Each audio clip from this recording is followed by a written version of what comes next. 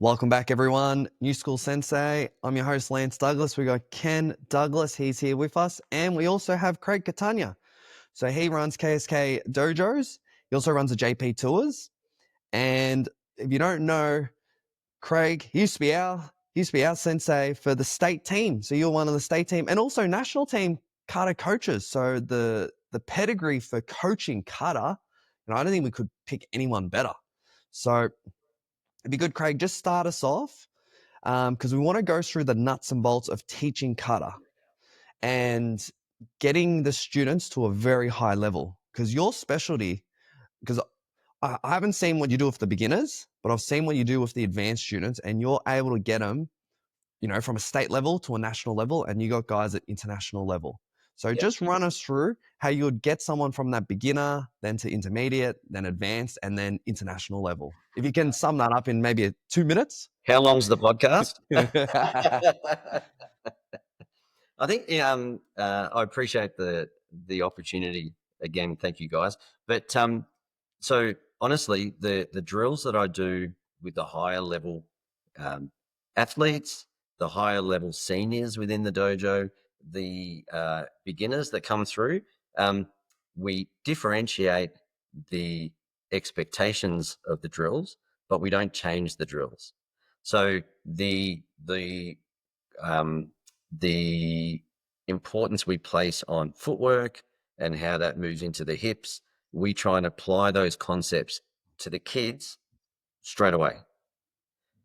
So I'm quite big on the idea of structured drills versus free play. So I guess the only real difference is with the younger kids, we teach these concepts more through free play, where we'll create the atmosphere or the environment for them to do a biomechanical movement. And then as they get a bit more experience, that sort of clicks to them that, okay, that's part of this set drill, if that makes sense. And so, so it's ideally the concept shouldn't be very different from the top level to the bottom.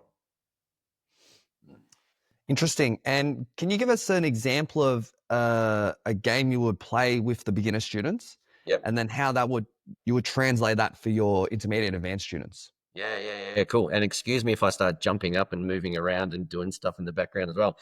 So a really easy example, free play versus drills. So I'm a Shoryu stylist traditionally. And so for us, we have a particular way that we apply our hips in relation to our footwork. And so in our Kihon, in our basics. So I'll get, and then the parents always love this exercise, I'll get the kids, 3-year-olds, 4-year-olds in a circle, and we get them wiggling their hips. It's hilarious because sometimes they want to tilt this way or they start wobbling all over the place. And so we're just trying to keep them, we'll grab their hips and we'll keep them flat, and they're wiggling all over the place, and we make jokes about it. And then I'll get them to respond to a clap. And so I don't care which hand they want to punch with, what they want to do. They just wiggle, wiggle, wiggle. And then I clap, and then they just have to stop, boom, and they hold the punch out. And so then I don't give them any, wait till your hips here and then feel it. No, just whatever happens, happens. Once they're doing that, then we move it into a block. And then we also do it jumping around. So we'll get them moving their hips. And we'll say, okay, when I clap now, you have to step forward and throw a punch. And however they finish up. That's not important because the concept we're trying to get them to feel is that hip movement. Then if I fast forward a few classes and I've got, say, I don't know, teenage Q grade, so let's say a teenage brown belt, I'll actually start the class in a warm-up with the same games that I played with the 3 and 4-year-olds. So that'll form part of our warm-up, but then we'll take it from that free play into a formal drill where they can see the link. Yeah, I like it. You gamify the dissociation of the hips. Yep. That's pretty cool. What do you find, like, when you look at a group of students, are there like 1 or 2 games/drills that you find would be really beneficial? Like, say, if you could, it is a bit of a recipe approach, but say if, coaches listening, what are your top 1 or 2 drills that they can not steal from you, but be inspired by you Yep. and then go straight to the dojo and do it later today? We play, so with our, how old would these kids be? I'd say, 8 to 10-year-olds, maybe seventh to fourth Q sort of level. So that's their, kids that have been training maybe 2 years, 18 months, 2 years. We play golf in the dojo with them. Golf. Footwork golf. So I'll give them, so we practice the Heian katas, a little bit different to the Shotokan Heian katas. We'll give them a sequence. So if there's a kata that we're working on at a particular time, we'll give them a sequence. If I'm looking at footwork, this golf game is based around footwork. And so, for example, if there's an oizuki, if they're going to step over and punch, you guys both know the biggest problem is the kids telegraph stuff, don't they? So they'll telegraph the front foot and then they'll step. And then when they finish, their back heel's up in the air and it's all over the place. So what we do is we have them judging each other, and each sequence is like a hole in golf, and lowest score wins. So every time they do something wrong, every time they telegraph their technique, that's 1 point. Every time they lose their balance, that's 1 point. And so we have a par for each sequence. And then we turn it into sometimes we even put a leaderboard up on the mirrors. I draw all over my mirrors. And it's all based around the accuracy and the footwork. But I always try and finish. My big bugbear with kata is don't just do it for kata's sake. It has to have a purpose. So even with the little ones, I bring it back to kumite.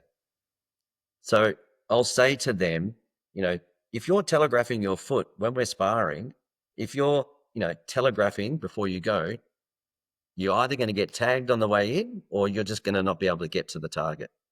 And so we place the importance of getting this stuff accurate, hence playing the game. We always bring it back to either self-defense or dojo sparring, kumite. Interesting. Yeah, I like it. The bit of karate golf. And then what would be your second go-to game? Second go-to game. Well, I'll jump up to the other end. So we play, the game at school. You play Foursquare, and you got the king and the dunce. Okay, so with the higher athletes, the more elite athletes, so I'll get them lined up, and there's this. I'm not afraid in the dojo to say to somebody, "You lose, get into the dunce square," and we make it quite a competitive environment. And so we'll have the king square up this end, and we'll have everyone lined up, and then we have the dunce square at the end.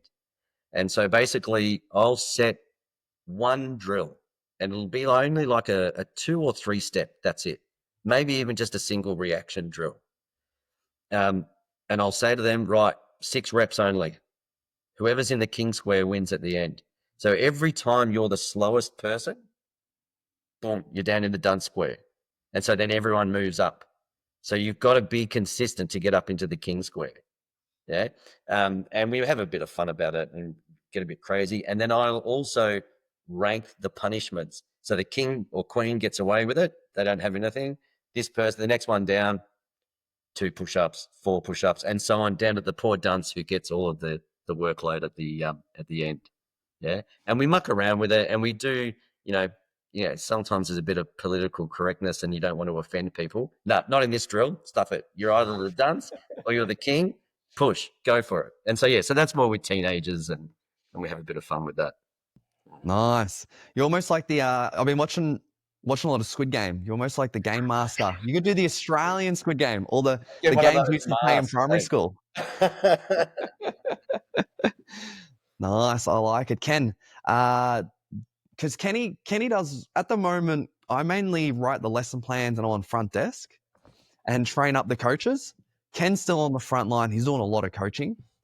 So Ken, do you have any specific questions you want to, fire off to Craig? Because we're in grading season, so we're doing a lot of kata.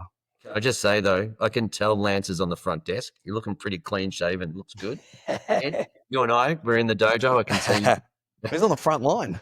That's it.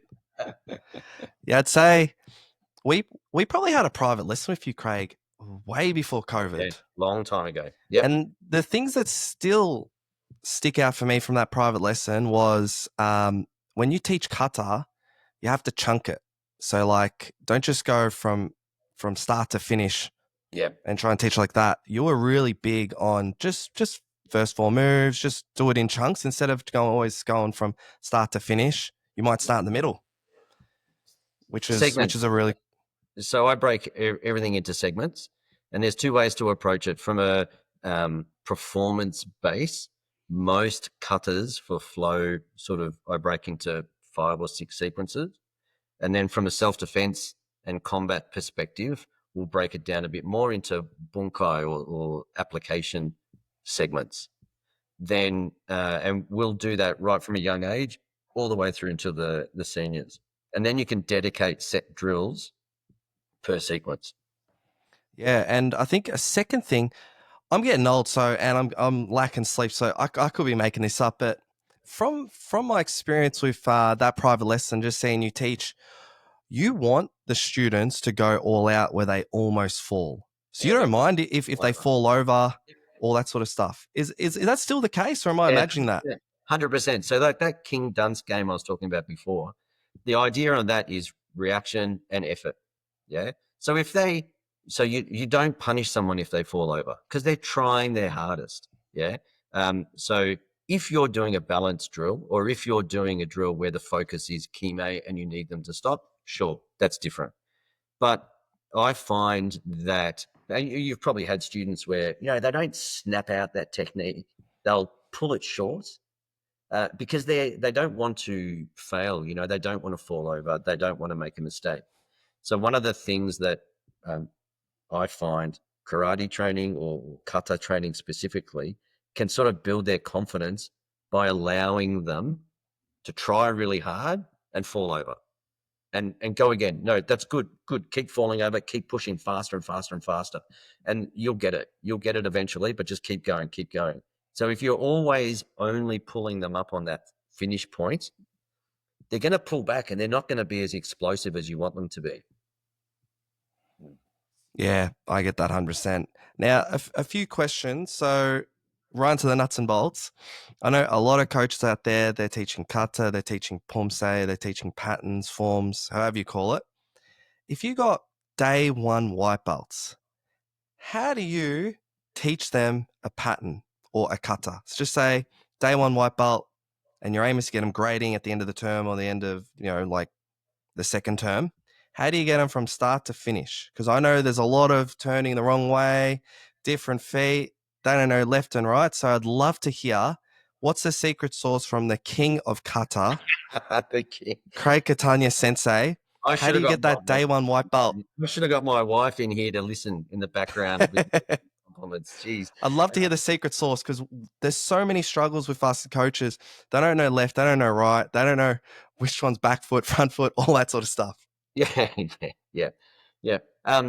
Actually, one of my seniors does this better than me. I've got a club instructor at my Croydon dojo, and he's got this sussed really well.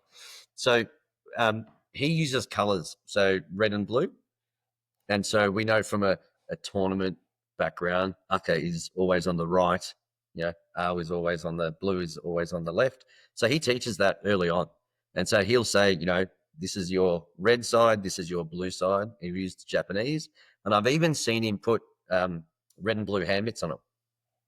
Yeah. Just so they know they can learn their left and right and they associate it with a color. Then the other thing I do a lot, and I'm pretty sure from memory, I think the three of us did this together, where I put the belts on the ground. And so you put the belts down and you get the kids standing in a particular spot so that every time they move successfully, they've got their, the old tram tracks between their stands, the belts in the middle, and then they've got a physical barrier that they can trip over and make a mistake on. And that helps them reinforce the correct way to do it. So if we want them to turn to the left, for example, into a long stance and do a downward block, all right, so they'll have a blue hand mitt on and a red hand mitt. They'll stand with the belt behind their heel. And we won't say, right, first move to the left. No. Okay, we're going to the blue side. Which hand's closest to the blue side? And you can, because if you don't have hand mitts on, I get these where you get little tackers and you go, right, we're going to the left. Which way is the left? And the kids will go like this. Yeah. And they'll point across. And they're not wrong, but that's just setting up for failure, hey? And so this way, the kids can, if they don't finish over the belt, they've got a visual reference. They can't. I mean, come on, there's a blue hand mitt there. Move the blue hand and things like that. So we try but then it's always the same. So my club instructor, what I've seen that he does very well, I'll shout him out, Aaron Boscott. He will then take the hand mitts off, but he still uses the same words. So he won't then suddenly say left, left, left. He'll say owl. We're going to the owl side, to the blue side. And so he keeps that consistency there. Love to try that, yeah, Lance. What do you reckon, mate? Sounds good. Yeah, it's great. It's because I have done that with just tape, like move the black over there. Yeah. I like the hand mitts. They can't trip over the tape. You talking about tape on the ground or tape on their hand? I just tape their hand and tape their leg. Yeah. That's good. But you're actually having a physical barrier, so Yeah. you literally can't do the wrong move. You do the wrong move, like you might turn into a wall. Like I might just get them on the wall, so they do their block punch, and they got to turn. If you turn that way, you turn into a wall. Yeah. You can link it too with their eyesight. So biggest thing, how often you got your kids doing this? And they're looking down all the time. So we get them to telegraph their eyes, and if I want them to go that way, I'll say, all right, look, keep looking. Okay, now go. But you'll still get the odd. You might still get the odd Muppet that goes look, and then you say go, and they turn. They only turn one way. That's the joys of us being professional karate instructors. I know. 2 tips that I've got that I really like to use. So if I've got a larger group and I can't get like one-on-one hands-on, something I'll do is I'll get them to tap their front leg. There's something, this is the one that's turning, so they know. Or even I might even get them to lean back a little bit, grab their pants on their front leg, pick the leg up, like physically grab it and pick it up, and then turn. Yep. Yes, that usually works pretty good. Or like, okay, let's lean forward, tap your back leg, grab the pants of your back leg, pick that thing up. I've done that before. I want to see a group of your kids warming up for a comp, grabbing their legs, pulling them over their head, doing this. I'm saying you get them stepping on your foot. That's your last resort. This is my last resort. So this is a secret sauce for me. If they're really struggling, I'll go, your front foot. I'll even touch. I go, this front foot. You get a free shot. Step on my foot. Go step on it. Step on it. Step on it. Step on it. And then I'll go to the end and I'll let them step on it if they're not too big of a kid. But that always works because they always want to step on my foot. Yeah. So that's one I've had in my back pocket. I don't see many coaches doing that. Is that something that you've seen, Craig? Also, don't expect them to learn a whole sequence without you teaching them the fundamentals. So, like I know that if we're doing like our basic, like your is it Teki Shodan, yeah? Mm-hmm. So if we're doing the similar thing, in our Kihon in the first 10 minutes of a class, I'll get them turn side on to the mirror and we'll just practice. Like, you're going to finish facing the mirror, boom, turn fast and block. Can you see your tram line? So we'll make some of the fundamental turns part of the Kihon so that when later in the class we get to the kata, they've seen elements of it already. Yeah, no, that's super cool. If we're talking about like lesson plans, I'd love to hear your start to finish lesson plan, maybe for like a beginner class if you're looking to teach a kata in that class, because that might give us more insights. It's more than the secret sauce. He's giving the full dish out. So yeah, look, pretty much the same thing. So we'll start with, we'll do a little bit of conditioning sort of stuff. But if I know that a goal of a particular session is a kata sequence, then we won't do much of that. We'll get into a bit of that free play type stuff I was talking about before with the hip twisting, and the end result of all of that is the stance and the blocks that are relevant to the sequence we're going to teach. Then, we'll do some Kihon drills with the stances that are relevant to that kata. I'll move into turns that are relevant to the kata. If it's a younger group, we always turn it into a game. And I'm quite a big fan of competitive games. So even if we've got them in pairs, but the whole class together, we'll get them to react to a clap or to a fast count where they've got to turn and race each other. But none of this yet is related to the kata yet. Then once we've done all those key-on drills, then we'll start teaching the kata at the end. Yeah, that's for kids. For adults, a little bit different. For adults, I want them to, so we'll do the kihon the same way, and we'll do a lot of broken down kihon drills at the start of the class. But sometimes with some kata, I'll teach it a bit backwards, where we might spend a whole session, we call it ippon kumite or one-step sparring, or self-defense drills. So we might spend a whole session just on these self-defense drills, not even talk about the kata yet. And then the next time they show up, we'll go straight into the kata, and then we'll say to them the bracket of the session is, the conclusion of the session is, okay, all of these self-defense drills are here for you to practice from this kata.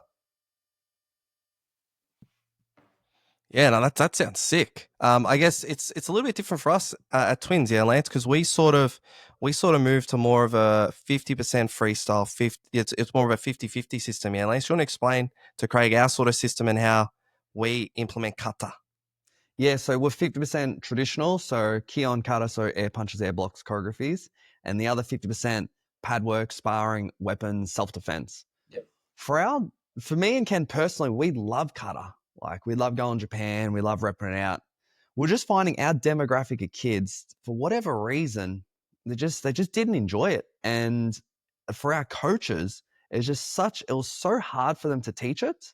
Whereas if you tell a coach, okay, pad work, self-defense, end game, the kids are going to love it and the kids are going to stick on. But if we're going to get a coach to run Kion Kata and the coach isn't necessarily as passionate as Ken and I, then you just get a lot of kids dropping off.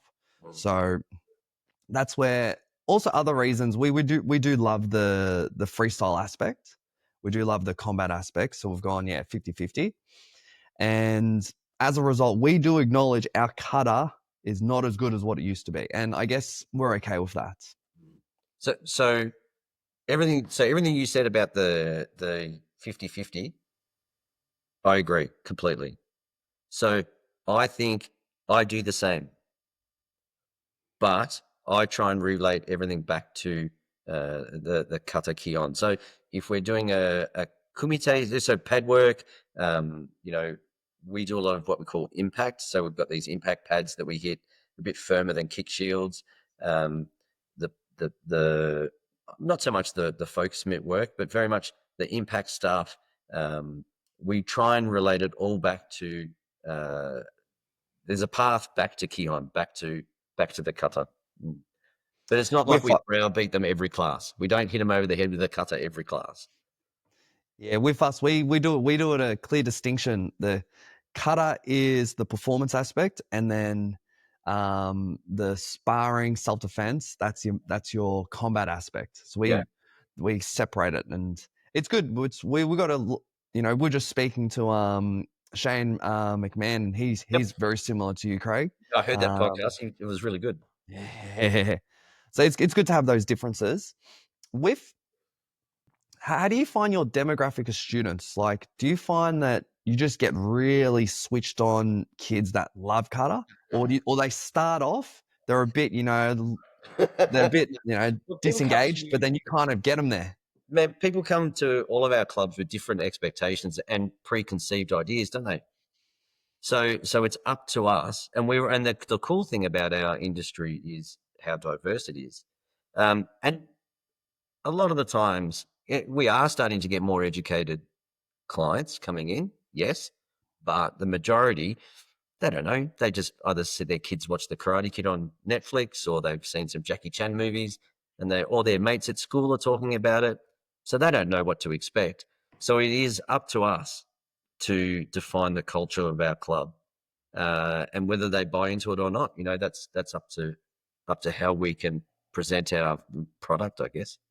Yeah, so no, I get the same Muppets that you guys get. Don't stress. We do love kata, particularly for kids. There's definitely a place. A lot of people want to come in for self-defense, and then they might not expect something like kata. Yep. But we love the kata just for that discipline aspect. You know, the Kaizen principle, always trying to improve, and there is some value to getting a 7-year-old boy to just, you know, not have an iPhone in or, you know, headphones, and just try their best and perform this kata in front of a group of people. There's something good about that. Can I ask you guys a question? Go for it, yeah. Are you finding, how are you finding your inquiries and the reasons? Do you ask people why they are starting karate? Why are they wanting to train at your club? Are you finding different reasons now? Why? Yeah, I feel like it's still the same. Confidence might be the kids getting bullied. It could be just for the kid, they're just interested in it. Ken, do you have any other ones that have been coming through? I think at our Newport dojo, we're pretty lucky. There is a swim school right next to it. So a lot of them are walking past and seeing that. That's We've got good gymnastics across the road. Got a bit of a That's not habit. luck. That's smart planning. Yeah, it's a good location. But I think this day and age, I reckon parents are trying their kids in multiple sports and activities to see what sticks. So they're doing some sort of team sport. They're doing footy, soccer, basketball. They might do an individual, or the gymnastics or karate. They might do, you know, like an instrument, see what instrument sticks. You know what I mean? So I think some parents that I think there are some parents that really think deeply about it, but some parents it's just like, it's almost like just luck, you know, like they're just Let's seeing throw what some sticks mud for the against the kid. wall and see what happens. Yeah. Yeah, and it could just be really good marketing that we're all doing on Facebook, and then they see the ad, they're like, okay, I'll try it. Why not? Yeah.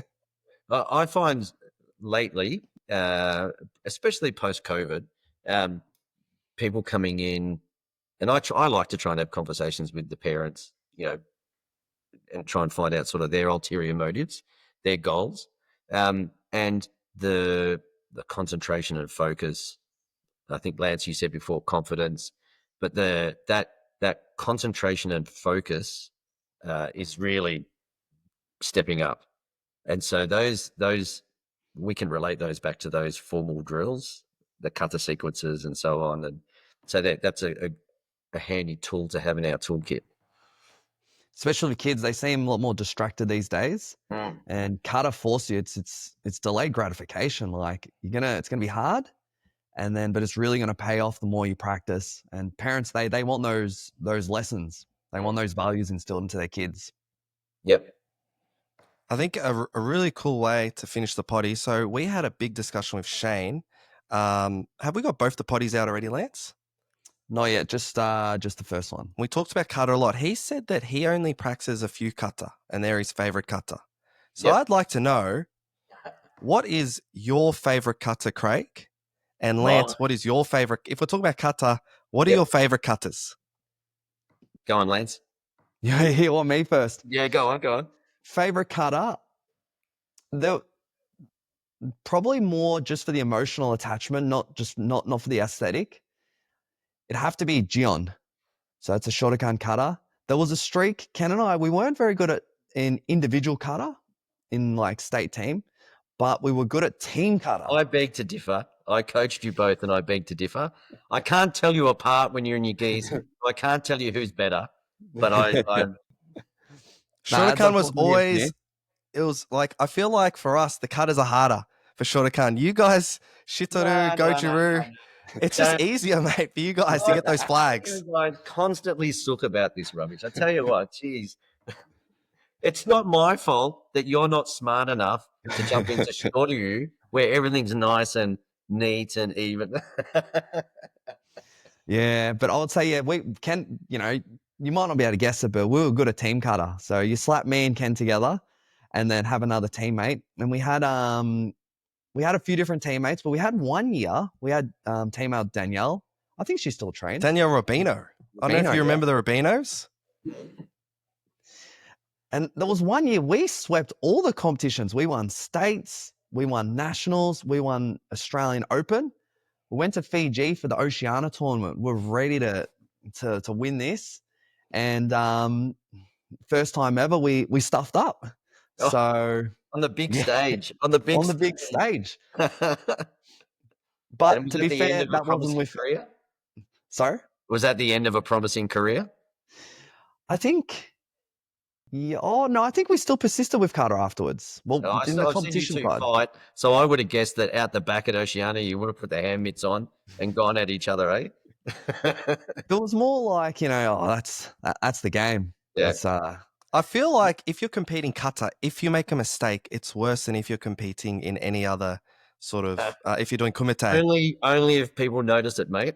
Oh, If you but the can judges find do it. notice. Yeah. Because if we go on story time again, my first nationals, like as a kid, this would have been like, what was it, 1998? We've gone to, was it Queensland? I've gone up there. And this was back, I don't know if they still do it, but you got to tell them round one, I'm doing this kata, whatever. Yep. I called out a different kata. And then I called it out. I figured out I called out the wrong one. I tried to change my kata.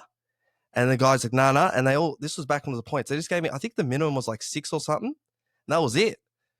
Like I stuffed it up at the start and it's still like, it's a good lesson. Like the guys, you call the wrong kata, just go for it, mate. He looks quite traumatized by it, didn't he, mate? Yeah, man. The instructor wasn't happy. I'm sure Craig was in the stands, wasn't happy. Jeez. But I think Kata, it is good, especially when you're young, to perform in front of large groups of people. it's I remember hard. like going to school, you have a presentation, and I'm like, this is nothing. Just before I was at nationals competing in front of 200, 300 people, doing this presentation in front of 20 people, and I've got palm card and I can look at notes, and I don't actually care if I pass or fail. It definitely puts things in perspective. Yeah. Yep. Cool. So yeah, that's Hey, a we got to hear great podcast. Craig's favorite kata. Oh, yeah, Lance your was favorite Gion. kata. What's Yeah. Wrap it Craig's? up. How long have we got? So I'm a bit like you, Lance. Like there's emotional attachments to different kata. Yeah. So I don't have one. I have a couple for different reasons. So I do like the kata ni paipo a lot, and the reason behind that is it was probably as a developing coach, it was the first one that the Japanese really helped me with a lot, and I really grasped some fundamentals, and I felt like I could coach it quite well. And then I had a squad at the same sort of time that started to have a bit of success. I was having success with it personally. And there was a lady, Nakayama Sensei, out of Totori. I got to train with her on it. She won the world championships a couple of times with it in the 80s. So that kata's got a real history for me. And then the other one would be Super Empe. And Super Empe for me, our style of Shitoryu, so my sensei, Tani Sensei, so he was actually a Goju practitioner back in the early days with Miyagi back in the day. And then he then started training with Mabuni. And so our version, Shukakai, our version of Shitoryu, the Naha part of our kata is very, very important. So Tani Sensei used to do this beautiful demonstration of Super Empe with a real Goju and Shitoryu blend. And it was quite an homage to his heritage. And I was lucky enough to do that with him and then some of his seniors. And so for me, that kata historically has a very important place in my memory as well. That's great. That's all. That's a good story. Now let's we probably should wrap it with getting on Sorry. time there. No, it's good. It's good to hear the emotional attachment with kata. And I know a lot of our students, especially the older students, they still love doing kata, even though we're freestyle and traditional. Sometimes they'll ask you like, can we not do self defense? Can we just do a bit more kata? And that's good to hear. It means they value karate not just as a sport, but also that martial art, that artistic aspect. Which is what we love to hear. Keeps us in the game, doesn't it? Keeps us in the job. Yep. Okay, guys. Hopefully you enjoy that. If you want to hear more kata tips, or if you need any more advice, message Craig, message Ken. Probably don't message me. That's And very we'll see you nice. guys on the next one. Us. Thanks, guys.